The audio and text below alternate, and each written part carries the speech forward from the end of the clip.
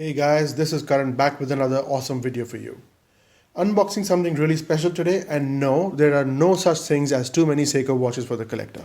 With that said, let me give you a quick primer on the history of Seiko dive watches. The first dive watch from Seiko was the 6217-8001, more popularly known as the 62 Mars, which was released in 1965. A holy grail for many, it is one of the most iconic dive watches from the 20th century, loosely based on the popular skin diver design. Now, that watch in 1965 came with a rubber strap. In 2017, Seiko reissued that watch as the SLA017 with a rubber strap and a fitted bracelet, but with a modern and finely tuned movement used in Grand Seiko watches, although without any of the decorations. Now, Seiko also released two budget versions of the 62 Mars in 2017, which are only slightly bigger and thicker in size and use a far more affordable yet solid 6R15 movement. Now, I have the blue version, the SBDC107, which is the Japanese reference, or the SPB149, which is the global reference. A nice and deep blue dial there. And I sourced the fitted stock bracelet for this separately. Right, so let's put that away and come back to the video today. So this year, however, for the 55th anniversary of the original 62 Mars Seiko Diver's watch, Seiko released an updated model with a high-end, high-beat movement and a mesmerizing blue dial. True to form, however, Seiko released a range of 4 budget variants of the fantastic watch. The SPB143, the 145, and the 147 are regular releases, and the 149, the SPB149, which is the global reference, and the SBDC107, which is the Japanese reference, is the star of today's video. And it is a worldwide limited edition of only 5,500 pieces. Now let's quickly unbox the watch. Now, something cool about Seiko India is the certificate of authenticity that they include with watches purchased here.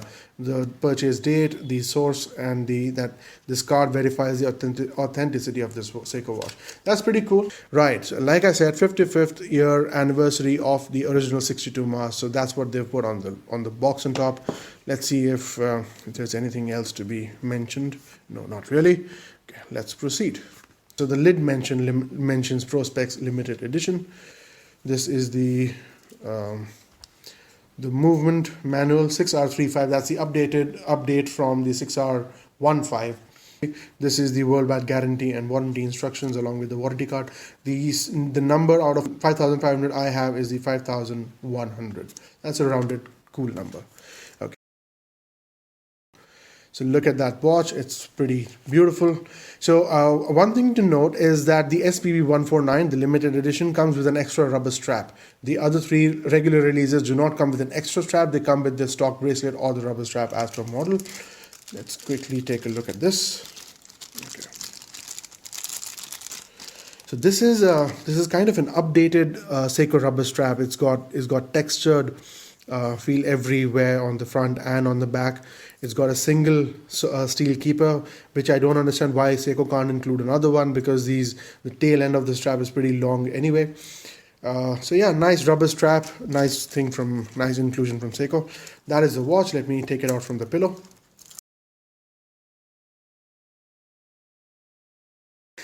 Let me remove the plastic as well. Let's put that away. Right, so the SPB149, look at that mesmerizing petrol blue dial. That's pretty cool.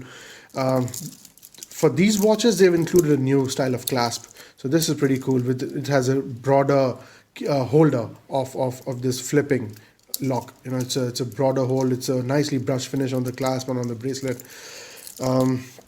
Okay, so as you can see, this has a nice petrol blue dial, sunburst dial that shines at various angles, and the hands are almost true to the original 62 Mars.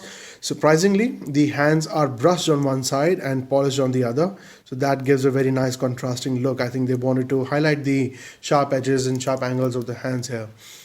Now, size-wise, this is 40.5 millimeters across and 47.8 millimeter lug to lug.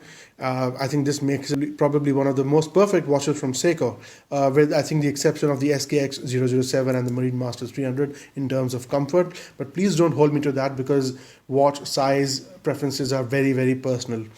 Now, let me quickly show you how it wears on the wrist, and then I'll give you a comparison with the SBDC107. For reference, I have a 7.5 inch wrist, and I think it wears really cool. If we can take this plastic off, I think it'll give you a better idea. Don't worry, I'm going to size it anyway, so the plastic was going to come off. I think the size is really nice for this watch. It's so cool. It sits very well on my wrist.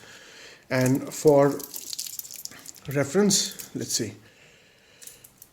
This is the SBDC053 or the SPB053. So this is 40.5 millimeters across. This is 42 millimeters across, and I think at a glance you can make out this difference. Yeah, and the lug is 50 millimeters on this and 47.8 on this. So the size difference is pretty apparent. Let me show you just for thoroughness how this watch wears. Look at that.